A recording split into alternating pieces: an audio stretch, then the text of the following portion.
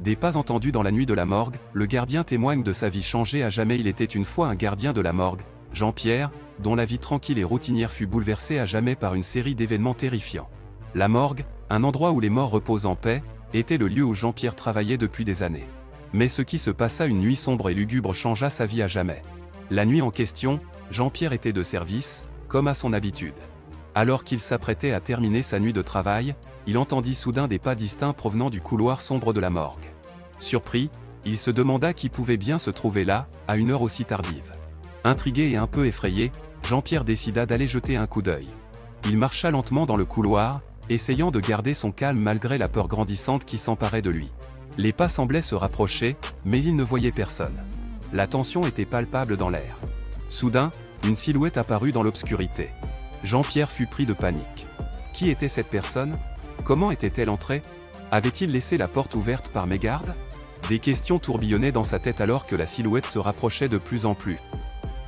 La silhouette se révéla être celle d'un homme, mais il était difficile de distinguer ses traits dans la pénombre.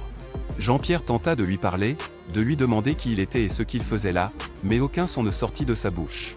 Une sorte de force invisible l'empêchait de parler. Terrorisé, Jean-Pierre recula, essayant de trouver une issue de secours.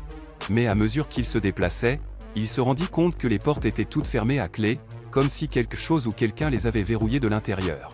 Il était pris au piège. L'homme continua de s'approcher, et Jean-Pierre pouvait maintenant distinguer un sourire sinistre sur son visage. C'était un sourire qui glaçait le sang, un sourire qui annonçait le malheur. La peur était à son paroxysme, et Jean-Pierre ne savait plus quoi faire pour échapper à ce cauchemar vivant. Dans un dernier effort pour se libérer de cette emprise terrifiante, Jean-Pierre se précipita vers la porte principale de la morgue. Il la frappa de toutes ses forces, suppliant qu'on vienne à son secours. Mais personne ne répondit à son appel. Il était seul, abandonné à son destin funeste.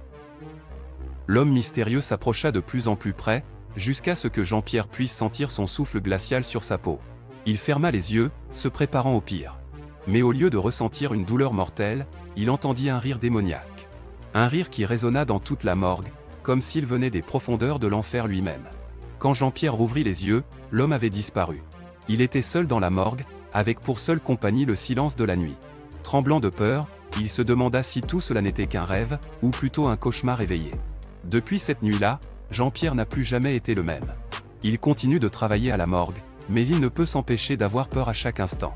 Les pas qu'il entend la nuit, les ombres qui dansent dans les coins sombres, tout lui rappelle cette terrifiante expérience. Alors, la prochaine fois que vous entendrez des pas dans la nuit, pensez à Jean-Pierre et à son témoignage. Parce que parfois, les choses les plus effrayantes sont celles que l'on ne peut expliquer, celles qui hantent nos nuits et changent nos vies à jamais. Fin.